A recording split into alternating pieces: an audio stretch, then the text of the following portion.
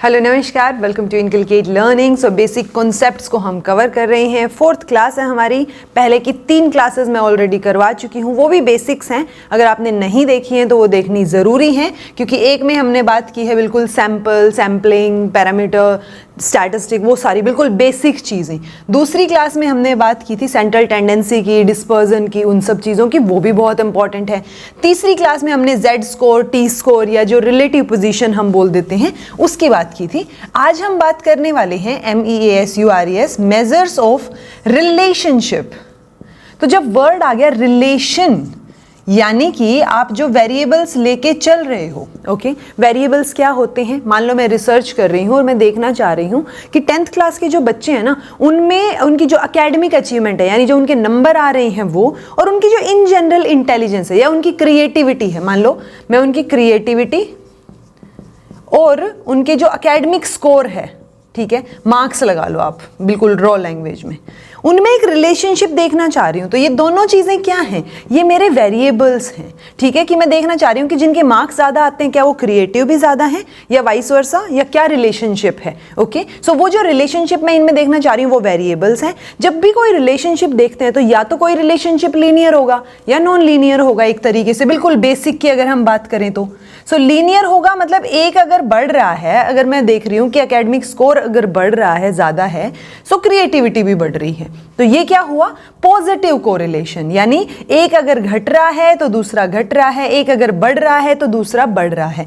सो वो लीनियर में भी क्या आ गया? Positive relation. ओके, अगर एक बढ़ रहा है और दूसरा घट रहा है, यानी जिनके मार्क्स ज्यादा हैं उनकी क्रिएटिविटी कम है, या फिर उनकी क्रिएटिविटी ज्यादा है जिनके मार्क्स कम ज्यादा हैं, सॉरी उल्टा, क्रिएटिविटी कम मार्क्स ज्यादा, यानी एक बढ़ रहा है दूसरा घट रहा है, ठीक है। सो जब ये एक घटना बढ़ना वाला देखेंगे तो ये क्या हो गया? नेगेटिव। यानी पॉजिटिवली रिलेटेड हैं आप, एक इंसान, इट्स लाइक एक दोस्त जो बोल रहा है हाँ तो आप भी बोल रहे हो हाँ, तो वो एक पॉजिटिव रिलेशनशिप है आप में। दोस्त ने बोला नहीं तो आपने बोला हाँ, तो वो उल्टा रिलेशनशिप जो है वो नेगेटिव हो गया। अब ये भी तो हो सकता है ना कि क्रिएटिविटी और मार्क्स में कोई रिलेशनशिप ही ना हो, सो वो क्या आ जाएगा जी? जीरो रिलेशनशिप या जीरो कोरिलेशन हम उसको बोलते हैं, कि पॉजिटिव कोरिलेशन, नेगेटिव कोरिलेशन और जीरो कोरिलेशन। अच्छा, जब हम लीनियर की बात करते हैं ना, सो लीनियर में क्या होता है कि हम देख रहे हैं कि एक रिलेटिवली चेंज हो रही हैं चीजें, यानी रिलेटिवली मतलब एक बढ़ रहा है तो दूसरा घट रहा है, या दूसरा बढ़ रहा है तो एक कम हो रहा है।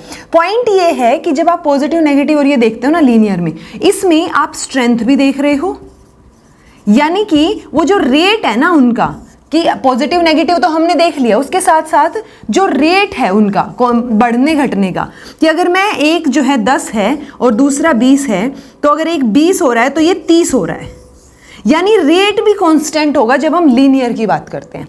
तो लीनियर रिलेशनशिप में आपका रेट, जो बढ़ने का रेट, रिलेटिव रेट होगा, वो भी कांस्टेंट रहेगा। लेकिन एक और वर्ड होता है मोनोटोनिक रिलेशनशिप, ठीक है। मोनोटोनिक रिलेशनशिप में भी होता क्या है तो ये भी लीनियर ही देखा जाए तो, कि इसमें भी एक बढ़ रहा है तो दूसरा बढ़ रहा है, एक घट रहा है दूसरा घट रहा है, या वाइस वर्सा, या ये जो ये वाले रिलेशंस। बट मोनोटोनिक में वो रेट सेम नहीं होगा। इट्स लाइक अगर एक 10 है और दूसरा 20 है, तो मान लो ये 20 हुआ तो ये 25 हो गया, बढ़ा तो ये भी है 20 से 25, जैसे ही हमने इसको 10 से 20 किया, लेकिन जरूरी नहीं है कांस्टेंट रेट हो। ओके, तो जब रेट कांस्टेंट नहीं हो तो वो मोनोटोनिक रिलेशनशिप। जब आपका जो है हमें डायरेक्शन भी पता चल रही है और रेट भी कांस्टेंट है, तो स्ट्रेंथ और डायरेक्शन दोनों बता रहा है लीनियर रिलेशनशिप, और इसके अंदर रेट जो है वो कांस्टेंट रहेगा लीनियर में। कर्वीलीनियर या नॉन लीनियर, तो बेसिकली जो लीनियर नहीं है वो अब कैसा भी आ सकता है। जब हम इसके ग्राफ की बात करते हैं तो वो ग्राफ आपको किस तरीके का नजर आएगा, कि जब लीनियर की बात करेंगे तो एक्स और वाई एक्सिस पे मान लो मैं यही लेके चल रही हूँ, क्रिएटिविटी और एकेडमिक स्कोर, इस तरीके से। पहले आप क्या करते हो? अपना डाटा रिप्रेजेंट करते हो।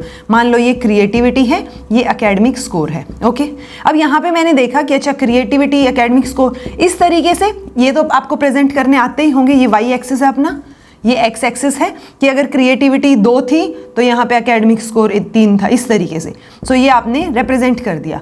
सो ये आपको क्या मिलेगा? एक लीनियर रिलेशनशिप मिलेगा। जब ये लीनियर ना हो, इस तरीके का कोई अलग ही शेप हो, ये हो कोई भी शेप हो, तो वो जब लीनियर नहीं है तो वो नॉन लीनियर हो गया। यूजुअली जब ये कर्व्स आ जाते हैं तो उसको हम कर्वी लीनियर भी बोल देते हैं, ठीक है। पॉइंट सिर्फ इतना सा है कि जब लीनियर रिलेशनशिप की बात आएगी या मोनोटोनिक, लीनियर और मोनोटोनिक की बात आएगी, तो आपको दो चीजें याद रखनी है। एक है जी पियर्सन, क्योंकि मैं एक तो ये बता रही हूं कि भाई पॉजिटिव रिलेशनशिप है, लेकिन पॉजिटिव में भी कितना है वो नहीं पता ना मुझे, राइट।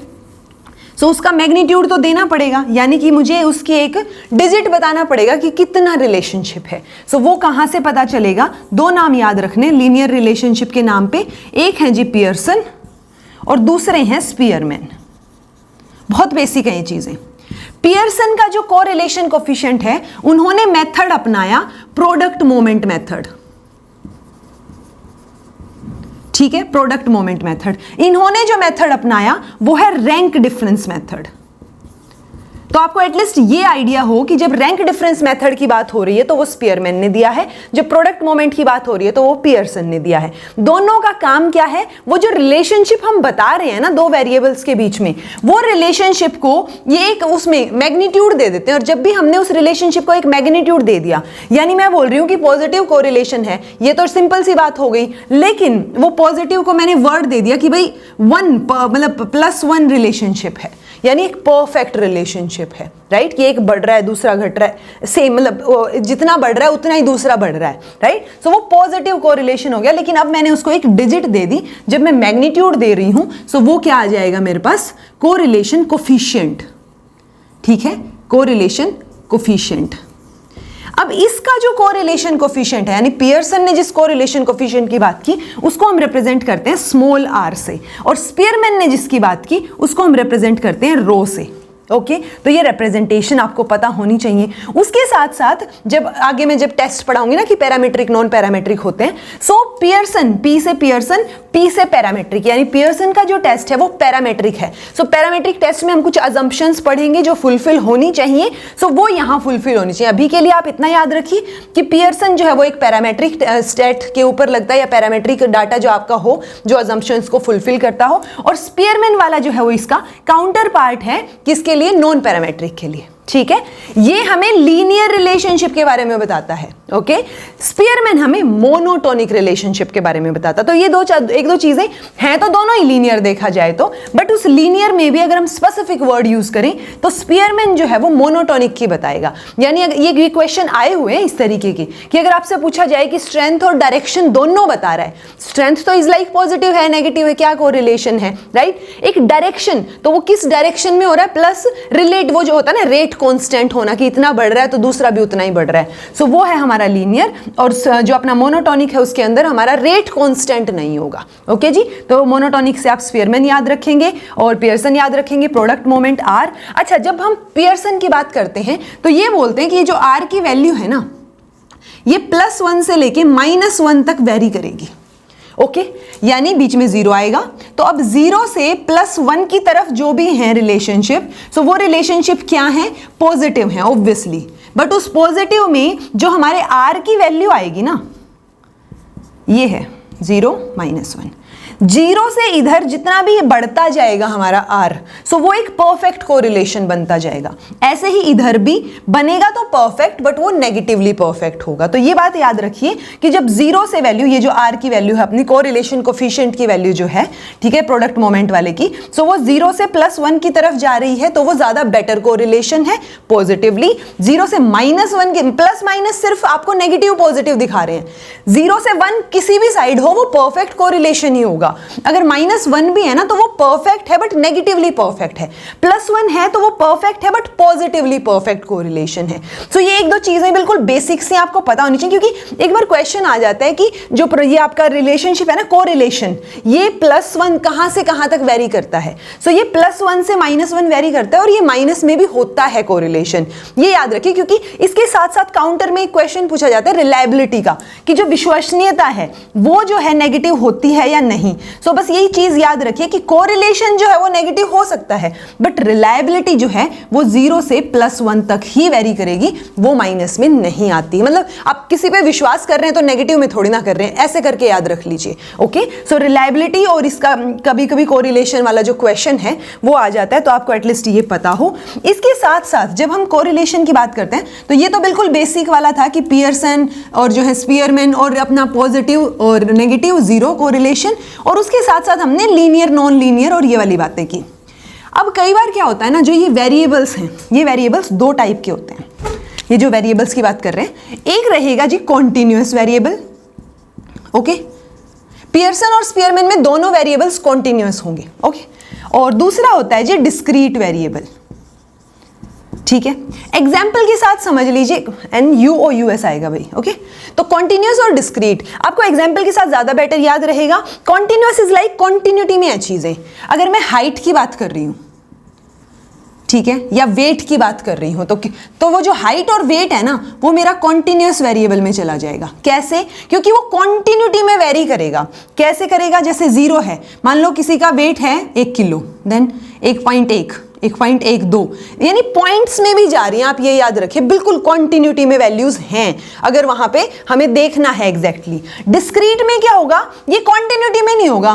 जैसे हमारे नंबर ऑफ प्लैनेट्स हैं, अब मैं बोल रही हूं 1 है, 2 है, 3 है, 4 है, 8 है, 9 है, राइट, बट मैं ये नहीं बोल सकती कि 1.5 प्लैनेट है, कि भाई एक आधा प्लैनेट है, राइट, वो नहीं बोल सकती ना। सो वो चीजें क्या हैं? वो डिस्क्रीट हैं, यानी प्रॉपर नंबर है आपके पास, पॉइंट्स में, डेसिमल में डाटा आपको नहीं मिलेगा। कॉन्टिन्यूअस में डेसिमल में भी डाटा एग्जिस्ट कर सकता है और उसी तरीके से वेरी भी कर सकता है। तो जब मैं पियर्सन और स्पीयरमैन की बात करती हूं तो दोनों के दोनों वेरिएबल्स जो हैं वो क्या है मेरे पास? कॉन्टिन्यूअस वेरिएबल्स हैं। ओके, देन कई बार क्या होता है कि हो सकता है वेरिएबल कॉन्टिन्यूअस ना हो, डाइकोटमस हो। डाइकोटमस इज लाइक 2 पार्ट में डिवाइड कर दिया। ओके, यानी एक वेरिएबल था जेंडर, बट अब मैंने क्या कर दिया? उसको मेल और फीमेल में डिवाइड कर दिया। ओके, तो अब मैं मेल और फीमेल वेरिएबल को लेके कुछ चीजें देखना चाह रही हूं। सो वो चीज क्या हो जाएगी? वो मेरा डाइकोटमस हो जाएगा। अब डाइकोटमस में भी 2 चीजें होती हैं। एक तो मैंने किया है ये, एक ऑटोमेटिकली है, यानी एक नेचुरल रहेगा।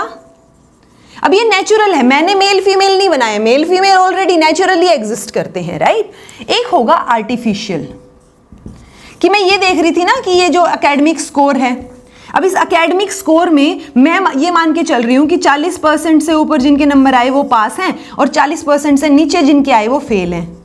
तो ये जो पास और फेल मैंने कैटेगराइज कर दिए, ये पास और फेल का जो वो बैरियर है, वो क्रिटिकल जो वैल्यू है, वो लाइन है कि इससे ऊपर वाले पास हैं, इससे नीचे वाले फेल है, वो मैंने सेट की है।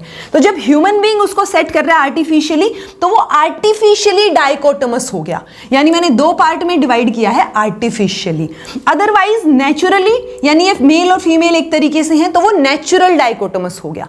कई बार हमें कंफ्यूजन भी हो जाता है कि भाई ये नेचुरली है या आर्टिफिशियली है। सो उस कंफ्यूजन के टाइम पे हम उनको नेचुरल मान के चलते हैं ताकि बेटर रिजल्ट्स पाई। अब मैंने ये तो बता दिया कि जब कॉन्टिन्यूअस वेरिएबल्स होंगे तब हम पियर्सन और स्पीयरमैन का इस्तेमाल करते हैं, बट जब कॉन्टिन्यूअस वेरिएबल्स नहीं हो, ठीक है, डाइकोटमस हो या दोनों में से एक डाइकोटमस है, एक कॉन्टिन्यूअस है, या उसमें भी एक आर्टिफिशियली है, एक नेचुरली है, सो वो चीजें जब एग्जिस्ट करती है ना, तो जब हम कोरिलेशन देखते हैं उन वेरिएबल्स के बीच का, तो वो कुछ एक स्पेशल केसेस होते हैं।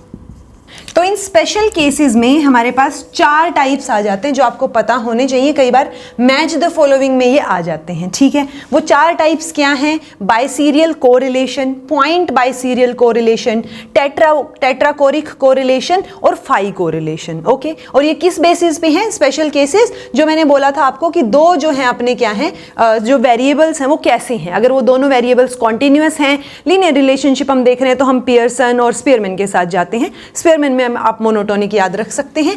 बाइसीरियल की जब आप बात करें, जब दोनों के दोनों वेरिएबल में से एक कॉन्टिन्यूअस है लेकिन दूसरा डाइकोटोमस, वो भी आर्टिफिशियल डाइकोटोमस है, तो बात याद रखनी है कि दोनों, कई बार ये पूछ लिया जाता है कि अगर एक आर्टिफिशियल डाइकोटोमस है एक कॉन्टिन्यूअस है, तो हम कौन सा कोरिलेशन फाइंड आउट करेंगे, तो हम बाइसीरियल कोरिलेशन फाइंड आउट करेंगे। अगर एक कॉन्टिन्यूअस है और दूसरा नेचुरली डाइकोटोमस है, अब नेचुरली यानी हमने कुछ नहीं किया है ना, तो वो नेचुरल को कई बार जेन्युइन डाइकोटोमस भी बोलते हैं, सो वो नेचुरली है, तो वो क्या होगा जी, हम पॉइंट बाइसीरियल का इस्तेमाल करेंगे। अगर दोनों के दोनों ही आर्टिफिशियली डाइकोटोमस वेरिएबल्स हैं तो हम टेट्राकोरिक कोरिलेशन फाइंड आउट करते हैं, और दोनों के दोनों नेचुरल डाइकोटोमस हैं तो हम फाई कोरिलेशन फाइंड आउट करते हैं। अगर हमें कंफ्यूजन हो कि ये आर्टिफिशियल है या नहीं है या नेचुरल है, तो उस कंफ्यूजन के केस में आप नेचुरल के साथ जाइए और बाइसीरियल की बजाय पॉइंट बाइसीरियल कैलकुलेट कीजिए, जहां भी कंफ्यूजन हो प्रैक्टिकली जब आप करते हो या रिसर्च करते हो। ऐसे ही यहां पे भी अगर आपको कंफ्यूजन हो कि एक नेचुरल है या क्या है, तो आप नेचुरल वाले के साथ जाइए और टेट्राकोरिक की बजाय फाई को प्रेफरेंस दीजिए। सो ये प्रेफरेंस वाली बात हो गई कि जब मैं बाइसीरियल और पॉइंट बाइसीरियल की बात कर रही हूं और मुझे कंफ्यूजन आ गया कि आर्टिफिशियल है या नेचुरल है, तो मैं पॉइंट को प्रेफर करूंगी, और अगर टेट्राकोरिक और फाई में मुझे कंफ्यूजन आ गया तो मैं फाई कोरिलेशन को प्रेफर करूंगी। ठीक है जी। सो ये मेजर्स ऑफ रिलेशनशिप हैं, आपके बिल्कुल बेसिक चीजें हैं, एटलीस्ट ये कॉन्सेप्ट्स आपको पता होने चाहिए। अब इनसे रिलेटेड क्वेश्चंस जो हैं वो करके देख लेते हैं, और मैं उम्मीद कर रही हूं आपको ये चीजें समझ आ गई होंगी, बिकॉज ये बेसिक हैं। अगर फिर भी समझ ना आए तो मेक श्योर आप कमेंट करके पूछें, बिकॉज एटलीस्ट जो ये 10 वीडियोज होने वाली है ये बिल्कुल कॉन्सेप्चुअल हैं, बेसिक हैं, कॉन्सेप्ट के बेसिस पे क्वेश्चन सोल्व हो रहे हैं। न्यूमेरिकल नहीं करवा रही हूं मैं इनमें, क्योंकि न्यूमेरिकल्स जो हैं वो थोड़ा सा रिसर्च लेवल में या उसमें जो थ्योरेटिकल पेपर होता है तब ज्यादा आते हैं। ओके, सो मैं उम्मीद कर रही हूँ ये समझ आ गए होंगे। एक बार इनके क्वेश्चंस करके देख लेते हैं और देखिएगा कितने क्वेश्चंस आपके ठीक हो पाते हैं। हाँ जी, तो अब क्वेश्चन प्रैक्टिस पे आ जाते हैं मेजर्स ऑफ रिलेशनशिप के। ऑलरेडी 3 पार्ट के क्वेश्चंस हम कर चुके हैं, 20 क्वेश्चंस मिला के। ये 21st क्वेश्चन है, बट इस टॉपिक का अपना पहला क्वेश्चन है। There is a significant positive correlation between X and Y variable. तो 2 वेरिएबल हैं एक्स और वाई, जैसे मैंने आपको क्रिएटिविटी और एकेडमिक स्कोर का एग्जाम्पल लेके बताया था। सो पॉजिटिव कोरिलेशन है उनमें, उसका क्या मतलब है वो पूछा गया है। यानी X causes variation in Y, यानी एक्स की वजह से वाई में बदलाव होना, या वाई की वजह से एक्स में बदलाव होना, या दोनों वेरी कर रहे हैं साथ में लेकिन ऑपोजिट डायरेक्शन में। दोनों वेरी कर रहे हैं but in same direction. So positive में क्या होता है, एक चीज इंक्रीज हो रही है तो दूसरी भी इंक्रीज हो रही है, यानी सेम डायरेक्शन में वो वेरी कर रहे हैं, चाहे वो इंक्रीज में कर रहे हो चाहे वो डिक्रीज में वेरी कर रहे हो। सो ये हमारा पॉजिटिव कोरिलेशन होगा, डी आंसर आएगा। ऑपोजिट में कर रहे होते तो वो मेरा नेगेटिव कोरिलेशन होता। जब दोनों में से किसी के फर्क ही नहीं पड़ रहा है तो वो क्या होगा, जीरो कोरिलेशन होगा। ओके, सो ये पॉजिटिव कोरिलेशन के बारे में चीजें हैं जो मैंने आपको ऑलरेडी बता दी हैं। जैसे एक एग्जांपल है कि जैसे जैसे टेम्परेचर इंक्रीज होता है, कोल्ड ड्रिंक की सेल इंक्रीज हो, गर्मियों में ज्यादा बढ़ जाती है ना, तो देखो यहाँ पे टेम्परेचर इंक्रीज हो रहा है और ये सेल बढ़ रही है। सो ये एक जो है लीनियर रिलेशनशिप, यानी एक लाइन के अराउंड ही आपको वो डाटा और वो डॉट्स नजर आएंगे जो हमने प्लॉट कर रखे हैं। सो इस तरीके की जो प्लॉटिंग हम करते हैं उसको स्कैटर प्लॉट कहते हैं। और हम जब भी पियर्सन का जो प्रोडक्ट मोमेंट वाला मेथड है ना या स्पीयरमैन है वो यूज करते हैं, क्योंकि हमें पता है वो लीनियर के लिए, तो पहले हमें स्कैटर प्लॉट डायग्राम, ये जो अपना स्कैटर जो है डायग्राम, ये प्लॉट करके देखना पड़ेगा। तो अगर वो लीनियर है तो ही हम पियर्सन वाले फॉर्मूला का या पियर्सन वाले मेथड का इस्तेमाल कर सकते हैं। ठीक है जी। दूसरा क्वेश्चन है, degree and direction of linear relation between 2 variables is measured by. तो कौन मेजर करता है डिग्री और डायरेक्शन?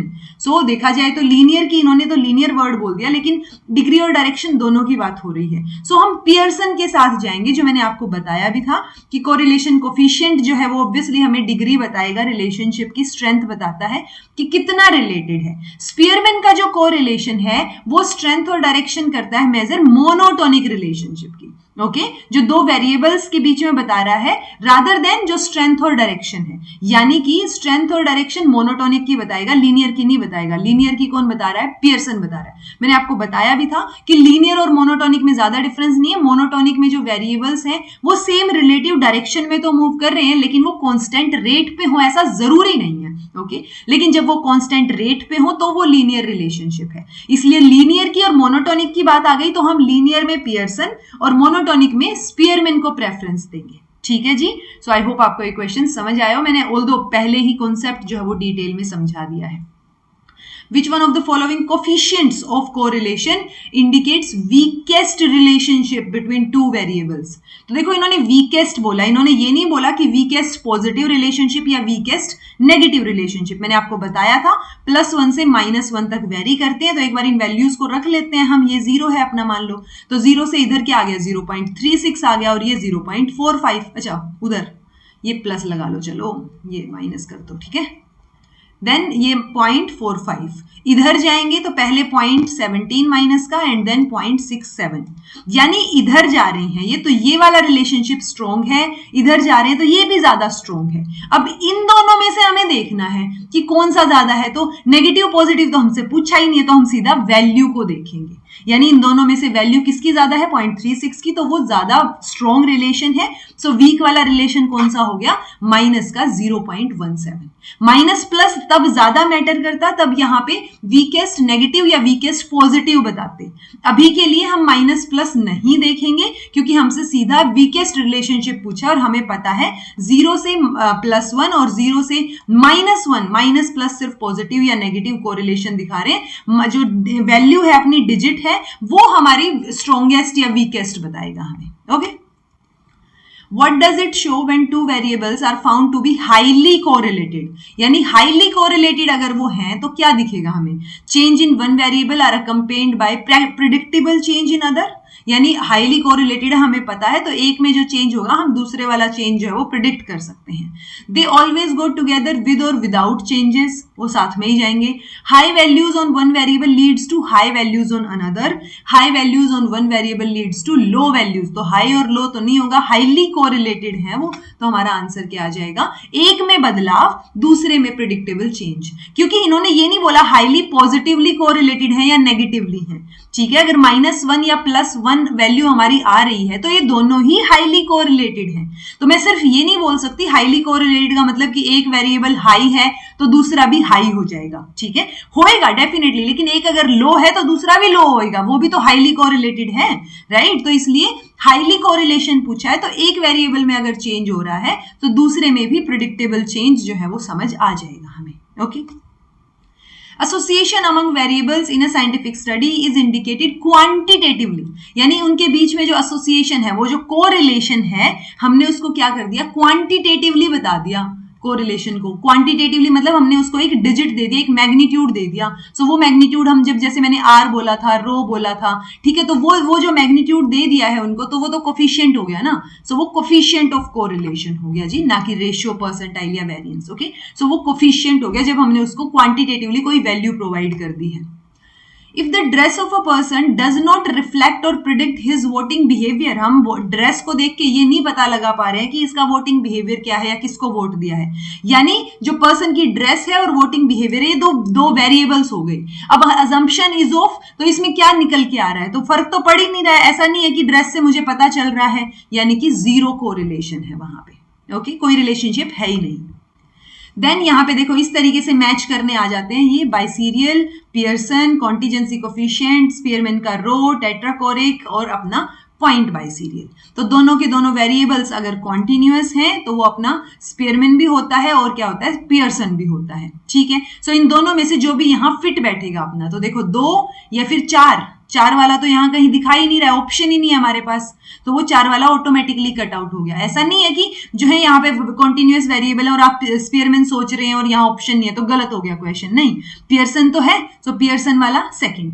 देन हमारे पास है ऑर्डिनल मेजर्स. ओके, जब हम एक और चीज पैरामेट्रिक और नॉन पैरामेट्रिक की बात करेंगे ना, वहां पे हमें बेटर तरीके से ऑर्डिनल या जो अपना क्या बोलते हैं, ये ऑर्डिनल जो स्केल है अपने 4, मैं नेक्स्ट लेक्चर में इन लेवल्स ऑफ मेजरमेंट की बात करूंगी, जो अपने नॉमिनल, ऑर्डिनल, रेशियो, वो वाली जो चीजें हैं. सो उसमें आप बस ये याद रख सकते हैं, जैसे पी से पैरामेट्रिक से पियर्सन याद रखा था, वैसे ही अब नॉन पैरामेट्रिक से आप नॉमिनल और इंटरवल याद रख लीजिए. ठीक है, यानी नॉन पैरामेट्रिक है तो नॉमिनल और ऑर्डिनल, इंटरवल नहीं, तो ये 2 स्केल, यानी अगर नॉमिनल स्केल पे डाटा है और ऑर्डिनल स्केल पे डाटा है तो मैं नॉन पैरामेट्रिक टेस्ट यूज करती हूं, और नॉन पैरामेट्रिक मैंने आपको बताया था स्पीयरमैन है. ओके जब पैरामेट्रिक डाटा हो तो हम पियर्सन का इस्तेमाल करते हैं। ऑल्दो प्रोडक्ट ये जो अपना है पैरामेट्रिक, नॉन पैरामेट्रिक और ये नॉमिनल वाला, ये आगे आने वाले लेक्चर्स में आपको डिटेल में समझ आ जाएगा। बट अभी के लिए ये याद रखिए कि जब पियर्सन वाला मेथड है वो पैरामेट्रिक के लिए यूज होता है, स्पीयरमैन वाला नॉन पैरामेट्रिक डाटा के लिए यूज होता है।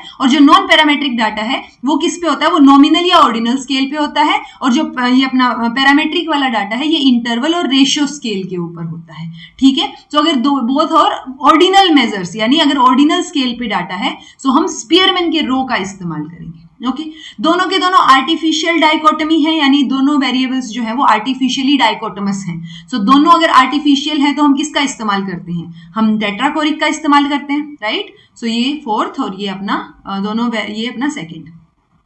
One continuous and other with artificial dichotomies, तो एक कॉन्टिन्यूअस है एक आर्टिफिशियल है, सो हम बाइसीरियल का इस्तेमाल करते हैं। अगर एक कॉन्टिन्यूअस और दूसरा नेचुरल होता तो हम उसका अपने को पॉइंट बाइसीरियल का इस्तेमाल करते हैं।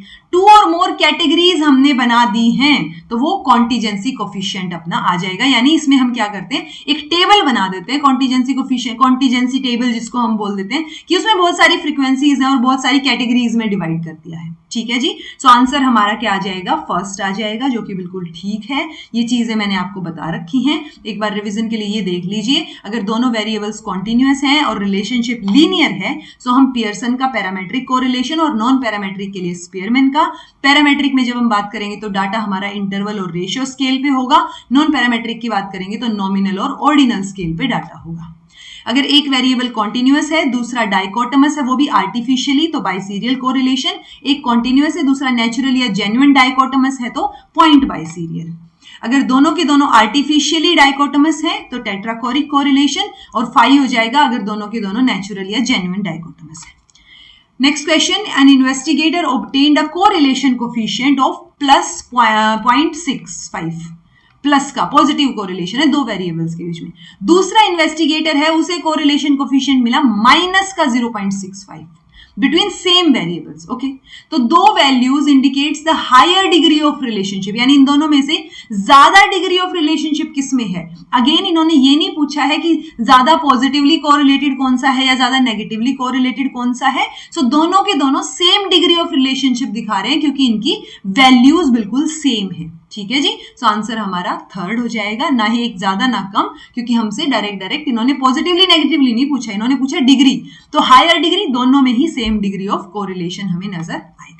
ओके जी, सो मेजर्स ऑफ रिलेशनशिप, इस तरीके के क्वेश्चन आपको देखने को मिलते हैं। मैं उम्मीद कर रही हूं आपको समझ आई होंगी चीजें, फिर भी कुछ समझ नहीं आया हो सो कमेंट करके पूछ लीजिएगा। This was all about today, thank you so much for watching, be happy, keep smiling, subscribe to inculcate learning because it is absolutely free and be consistent in your efforts.